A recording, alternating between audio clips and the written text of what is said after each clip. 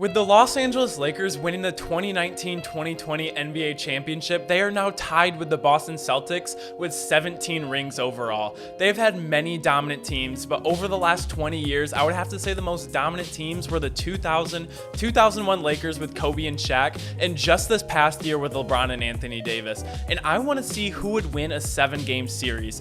And no, we are not doing some sort of 2K simulation. We're actually going to try and use some analysis, go over the players, tendencies, and matchups. So I'm sorry, this isn't your typical brain dead 2K simulation. And starting off with the 01 Lakers, this team premiered a 22-year-old Kobe Bean Bryant and a prime 28-year-old Shaquille O'Neal. The roster most notably consisted of Derek Fisher, old Horace Grant, old Ron Harper, Rick Fox, and Big Shot Bob. But it was no secret that Kobe and Shaq were staples on this team, and they didn't do too much to make the others feel involved, but it worked. This might not have been the most dominant team of all time, but it's hard to say that they were not the best playoff team of all time. Kobe and Shaq averaged over 60 points combined through the playoffs, and they had a 15-1 record in the playoffs, only losing game 1 of the NBA Finals to AI and the 76ers, but besides that, it was a clean sweep. We know the Lakers roster from last year pretty well, so I'm not going to spend any time on it, but some things I should mention though. We are playing a 7-game series, and it's impossible to say, well, the 01 Lakers would have shot more threes in today's game. Although that is true, that's very hard to calculate, and it wouldn't be a direct comparison as to which team would win. And also another thing to mention, neither team played a very good team in the finals. The 76ers and the Heat were heavy underdogs, so degree of difficulty in the ring is not as important to us because it doesn't have to do with the direct matchup. I mean, you just have to play who you have to play. If that's who they met in the finals, that's who they beat, so be it. And the Clippers not winning, so the Lakers didn't have to play them, isn't on the Lakers. So we're just going to stick to these two teams directly.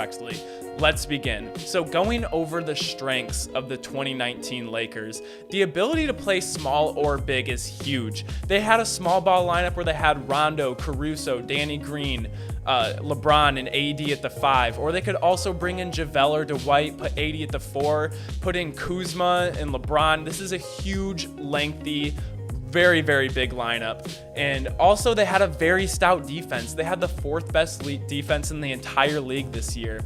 And also the chemistry between LeBron and AD is a strength for the Lakers. I know it's their first year together, but just the way they play and their positions, it just fit in so seamlessly together. And I think they had a very, very dynamic pairing with LeBron and AD. So the weaknesses of the 2019 Lakers is their streaky 3-point shooting. Some games they could have it going. Danny Green could be going off. KCP could be going off. Rondo could be hitting a bunch of threes. And LeBron could be hitting a bunch of threes. But there were some games where just nobody was making their shots. And when you have streaky 3-point shooting and nobody's hitting, it's hard to come by a W. They also started games very slow and had to make halftime adjustments and try and make a 3rd and 4th quarter push. And I just really think that would be a huge weakness in this series. Also, this goes for both teams, but especially the 2019 Lakers, very, very poor free throw shooting. This is a huge part of the game. Neither team did very well at this, but this is a huge negative on the Lakers. And also, no clear answers for Shaq. And Kobe for that matter, but especially Shaq. They just don't have anyone. NBA bigs today are tall, but not big. We don't really even have a direct comparison of someone that's 325 pounds, putting his butt on you and trying to duck on you nonstop. I mean, from a physical standpoint, maybe Joel Embiid, but he also plays with a lot more finesse. We really don't see anyone like Shaq in today's game, and we might not see anyone like him ever again. So really no clear answers for him. I think this would be a huge problem for the Lakers. So going over the strengths of the 2001 Lakers, they had a very high firepower offense, and they also had the most dominant big man of all time. And this equals a great field goal percentage and be able to slow the pace of the game down. And the pace of the game has changed so much in the last 20 years. It's not fast versus fast or slow versus slow. I think the points per game and the points allowed would meet somewhere in the middle. And if they're not making their shots, I feel like they'd be able to dump it off to the paint and Shaq, really get a high quality shot and slow the pace down. They are also a more physical and more killer mentality team, and we have to give them this because LeBron and AD, this is a game of stars, play with a lot more finesse, whereas Kobe and Shaq are ultimate winners, ultimate killers. They're just going to go out there, they're going to be talking shit the whole time. It's going to be crazy, and I feel like that's going to be a huge advantage for them when it comes down to a long series. And also coaching. Phil Jackson is a better coach than Frankie V. I don't think there's too much to talk about, but especially in the playoffs, this means a lot more when this comes into rotations, offensive schemes, and getting key buckets when you need them. So let's go over the weaknesses of the 2001 Lakers. Who's going to guard Anthony Davis? At this point in the NBA, we really hadn't seen anyone like him. Someone that's 6'10" with point guard skills that can stretch it out to the three-point line. And I know Shaq was incredibly athletic, but I don't know who the Lakers have that could guard him from the paint and be big enough to guard him, but also be fast enough to guard him all the way at the three-point line. I think that could be a huge problem for these Lakers. They also didn't have a very good defense to begin with. They had the 23rd overall defense in the entire league. They also don't have the same depth as the 2019 Lakers team, and their role players aren't as athletic. And I think this just has to do with the times, the NBA being more competitive. I think their depth could be a problem, and they could be a little top heavy.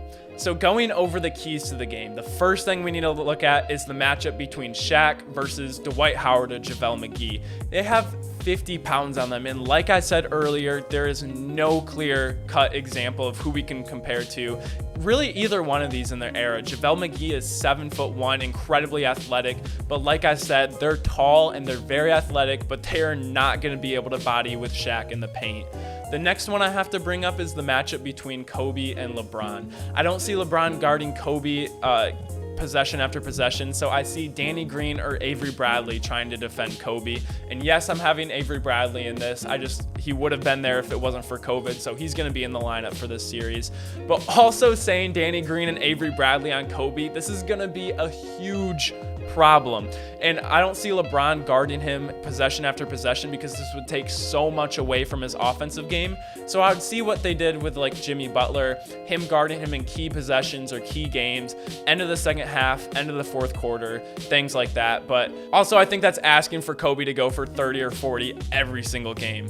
Also, Anthony Davis stretching out the floor, making his three-pointers, and hitting his free throws. These are both horrible free throw shooting teams, but AD was almost perfect from the line that postseason, and I think that would play a huge part of the game, and especially if he stretches him out and he is a lot more athletic than the person that's guarding him, being able to draw fouls and hit free throws, get those high percentage buckets would be a huge key to the game.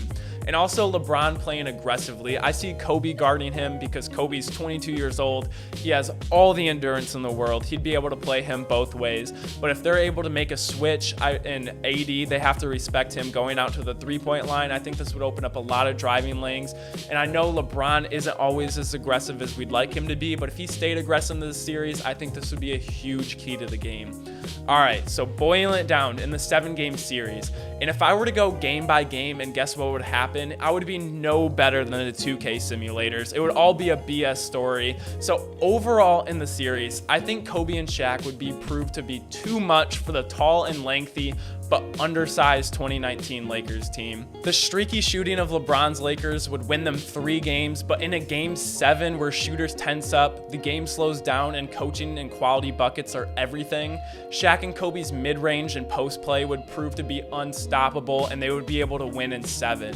And even though today's athletes, the game has changed so much, the duo between Shaq and Kobe is too much and arguably could have beaten any team in the NBA Finals, besides the 2 Warriors rings with KD, but we're just throwing that out there for some drama and for foreshadowing. Let me know what you guys think within the series. I do see this going 7 games just with how the matchups are. I know these are 2 very, very dominant teams. LeBron and AD are incredible, but I just think overall in a game 7, this dominant team, the killer mentality, the efficient buckets, everything would just kind of add up to make the 2001 Lakers win this series.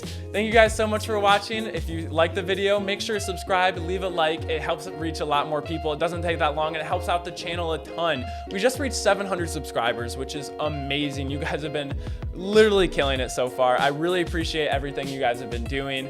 Make sure to leave a like, subscribe, and I will see you all tomorrow. Peace!